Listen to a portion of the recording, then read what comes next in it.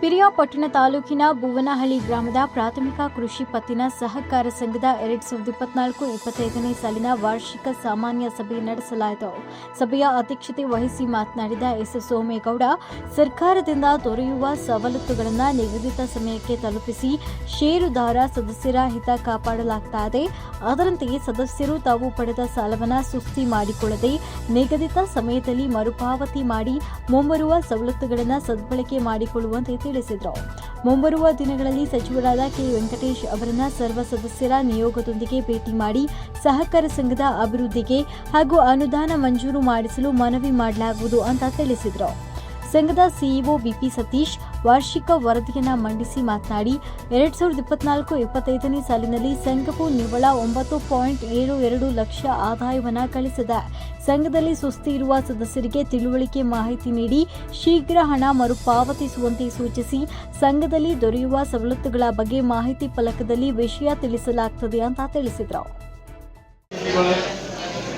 ಇಲ್ಲಿ ಸಂಘದ ಎಲ್ಲ ಸದಸ್ಯರುಗಳೇ ಹಾಗೂ ನನ್ನ ಆತ್ಮೀಯ ಧನ್ಯವಾದಗಳು.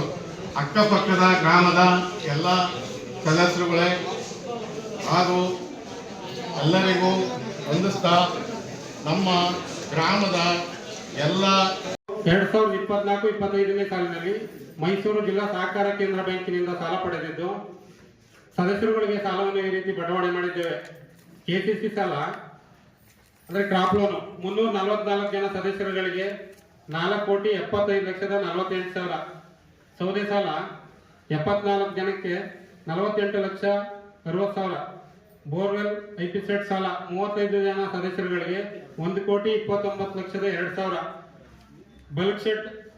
ಬಲ್ಕಿಂಗ್ ಸೆಟ್ ಮಧ್ಯಮಾದಿ ಸಾಲ 35 ಜನ ಸದಸ್ಯರಿಗೆ 55 ಲಕ್ಷ. ಟ್ರ್ಯಾಕ್ಟರ್ ಮತ್ತು ಟ್ರೇಲರ್ ಸಾಲ 3 ಜನ ಸದಸ್ಯರಿಗೆ 18,18,000. ಲಿಂಕೇಜ್ ಸಾಲ ಮಹಿಳಾ ಸಂಘದ ಲಿಂಕೇಜ್ ಸಾಲ 8 ಸಂಘಗಳಿಗೆ 26,10,000. ಸಂಘದ ಸ್ವಂತ ಬಂಡವಾಳವಾಗಿ ಬಳಕೆ ಸಾಲ 136 ಜನ ಸದಸ್ಯರುಗಳಿಗೆ 96,25,500 ರೂಪಾಯಿ. ದ್ವಿಚಕ್ರ ವಾಹನ ಬೈಕ್ ಸಾಲ 3 ಜನ ಸದಸ್ಯರಿಗೆ 2,10,000. ಪಿಗ್ಮಿ ವ್ಯಾಪಾರ ಸಾಲ 38 ಜನ ಸದಸ್ಯರಿಗೆ 28,20,000. ಈ ಪೈಕಿ ಒಟ್ಟು ಸ್ವಂತ ಬಂಡವಾಳವಾಗಿ 177 ಜನ ಸದಸ್ಯರಿಗೆ 1,24,55,000 ವಿತರಿಸಿದ್ದೇವೆ. ಮೆಂಡು ನ್ಯೂಸ್ ನೆಟ್ವರ್ಕ್, ಸತ್ಯದ ಕನ್ನಡಿ.